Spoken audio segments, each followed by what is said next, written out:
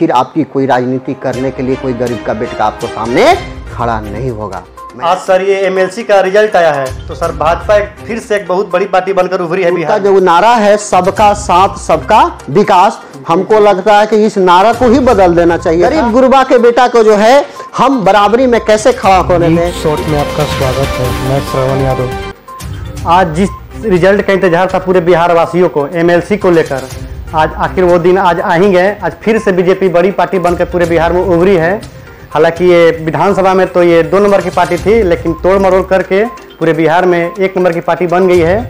और RJD 2 number पर, MLC में भी, और नीतीश कुमार 3 नंबर पर हैं। तो आज हम इसी विषय पर लेकर वीआईपी के प्रवक्ता औरंगाबाद के राजेश जी से बात करेंगे। तो हम चलिए हम आगे राजेश जी से बात करते हैं और इस विषय पर पूछते हैं। आज सर ये एमएलसी का रिजल्ट आया है तो सर भाजपा फिर से एक बहुत बड़ी पार्टी बनकर उभरी है बिहार में।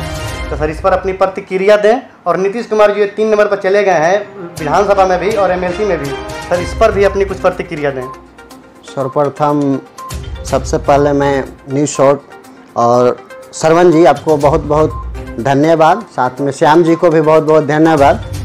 आज जिस तरह से बिहार में एमएलसी का जहाँ तक चुनाव की सवाल है, ये चुनाव लोकतांत्रिक, जो भारत का लोकतांत्रिक जो है जिसके द्वारा जो किया जाता है चुनाव, वो कहीं ना कहीं दिख नहीं रहा। ये चुनाव आज पैसों के चुनाव हो गया है और जिनके पास जितना पैसा है वही चुनाव जीतेंगे, लोकतंत्र कहीं रहा नहीं। और रही बात पार्टी के, तो आप देख रहे हैं कि देश में किस तरह से आज जो है महंगाई चरम सीमा पर हो, चाहे कोई भी छोटी से छोटी चीज़ हो ले लीजिए, आज जो चरम सीमा पर है। तो सरकार कहीं जो है केंद्र से लेकर बिहार तक जो है इस पर महंगाई को लेकर, बेरोजगारी को लेकर, शिक्षा पर लेकर कहीं बात करने को तैयार नहीं है। बस जो केंद्र सरकार का, राज्य सरकार का जो डबल इंजन की सरकार है, उसका एक ही उद्देश्य है कि यहाँ से जो है उनका जो नारा है सबका साथ सबका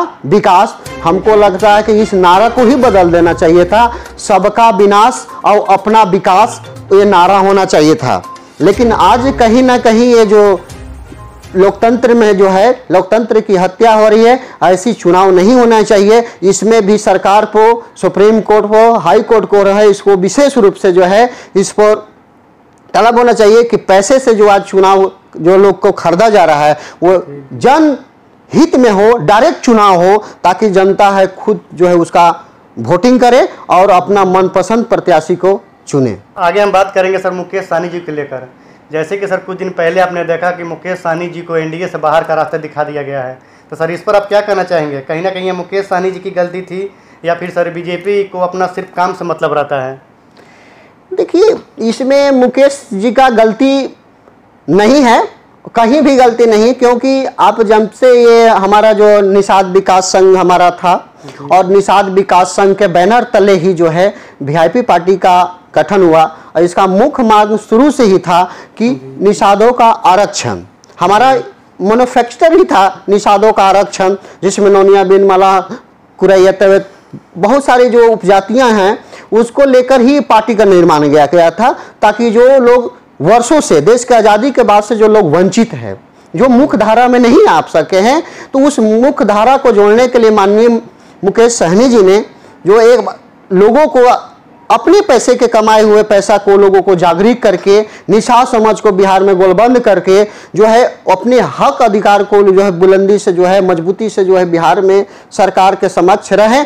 अभी देश के हमारे जो गृह मंत्री हैं उन्होंने लिखित रूप से साइन किया था कि अगर हमारी सरकार बनती है केंद्र में तो निश्चित है निषाद को, नोनिया बिन मला के जो आरक्षण की मांग है उनको हम पूरा करेंगे। गरीब गुरबा के बेटा को जो है हम बराबरी में कैसे खड़ा होने दें, तो ये सब लेकर जो है उनके राजनीति को खत्म करने के उद्देश्य से जो है जो लोग षड्यंत्र के तहत जो है उनके सारे विधायक को जो है खरीद लिया जाता है और एनडीए से बाहर कर दिया है। चुनाव को लेकर कुछ जानना चाह रहे हैं सर, जैसा कि बोचहा उपचुनाव में जो इनके कैंडिडेट थे सर वो आरजेडी का दामन थाम लिए हैं, तो सर इस पर आपकी क्या प्रतिक्रिया रहेगी? क्या वो वहाँ पर टक्कर दे पाएंगे?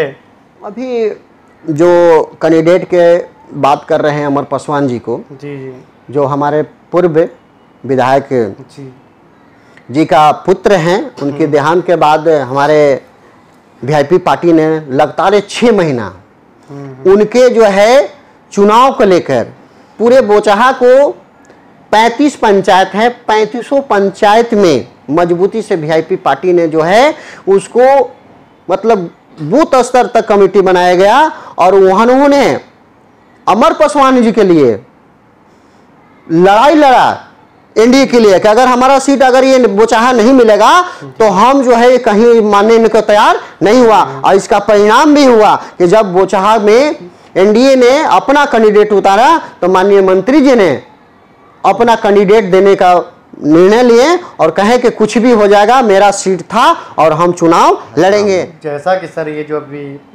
बोचहा में जो नए कैंडिडेट उतारे गए हैं सर, वो पूर्व में सर आरजेडी के कैंडिडेट रह चुके हैं, रमई राम जी। तो सर चुनाव अगर वो जीतते हैं तो सर इसकी क्या गारंटी है कि सर वो वीआईपी के साथ ही रहेंगे या फिर वो जीत कर आरजेडी के साथ चले जाएंगे? ये तो भविष्य की बात है कि चुनाव जीतेंगे, हारेंगे, पार्टी बदलेंगे, ये तो नीति रहा है राजनीति को। और रही बात रमैया जी का, उनकी बेटी जो वहाँ से कैंडिडेट बनाए गीता देवी जी को, तो मैं आपको आश्वस्त कर देना चाहता हूँ कि रमैया जी आरजेडी के, राजद के एक स्तंभ माने जाते थे, हरिजनों का स्तंभ माने जाते थे। उन्होंने वहाँ से 9 बार विधायक रहे हैं बोचहा से। और ये वहाँ उनकी जो है कार्यकर्ताओं की कमी नहीं है। और लगा माननीय मंत्री जी को कि अगर हम ये सीट गीता जी को देते हैं तो निश्चित ये सीट जो है हम जीतेंगे ना। इसलिए हम लोग जो है एक गरीब के, दलित के बेटी को जो है वहाँ से हम लोग जो है सीट देने का काम किए हैं ताकि गरीब का मान सम्मान बरकरार रहे। सर कहीं ना कहीं मुकेश सहनी पर यह भी आरोप लगाए जाते हैं कि वो जिस निषाद समाज के लड़ रहे हैं उन्हें एक टिकट भी नहीं देते हैं, ये टिकट ले करके बेचने का काम करते हैं, वो सिर्फ और सिर्फ बिजनेस करते हैं। जो इनका स्लोगन है सन ऑफ मल्लाह, तो इनके जो विरोधी करेंगे वो सन ऑफ मल्लाह नहीं, वो मनी ऑफ मल्लाह का राजनीति करते हैं। देखिए इसको, ये राजनीतिक है और राजनीतिक में विपक्ष का काम ही होता है तोड़ ममोड़ कर प्रतिक्रिया को जवाब देना। आप इनको अगर हम वैसा अगर राजनीति करना रहता तो आपको पता है कि एनडीए की जब सरकार बनी थी, उस एनडीए के सरकार में सबसे धनी मंत्री में अगर कोई थे तो मुकेश सहनी थे। अगर उनको धन का अगर लोभ रहता, पैसा का लोभ रहता, तो वो आराम से जो है 5 साल के लिए वो मंत्री बने थे, आराम से बिना सरकार के कोई आवाज उठाए हुए आराम से 5 साल मंत्री रहते और जितना उनको कमाया रहता वो कमा लेते। लेकिन ऐसा उन्होंने नहीं किया। आपको पता है कि उन्होंने अपने समाज के हक अधिकार के लिए लड़ाई को लेके उन्होंने ये भी परवाह नहीं किया कि हमारा मंत्री पद रहेगा भी कि नहीं रहेगा। ये देश का पहला मंत्री हैं जिन्होंने अपने समाज के आरक्षण को लेकर, समाज के हक अधिकार के लेकर, गरीब गुरबा के लिए आवाज को लेकर, दलित महादलित के आवाजों को लेकर उन्होंने अपने मंत्री पद को त्याग दिया। तो ये आपको पता होना चाहिए कि ऐसे नेता को अगर पैसा के लोभ को अगर कोई अगर झूठा आरोप लगाता है तो ये कहीं से शोभनीय नहीं है। मैं उसको एक लाइन में खारिज करता हूं कि ये विपक्ष का गढ़ा गढ़ाया जो है बात बनाया हुआ बात है और कोई बात नहीं। समाज को सर कुछ संदेश देना चाहेंगे? बोचहा उपचुनाव जो हो रहे हैं सर, वहाँ के लिए आप कुछ बोलना चाहेंगे?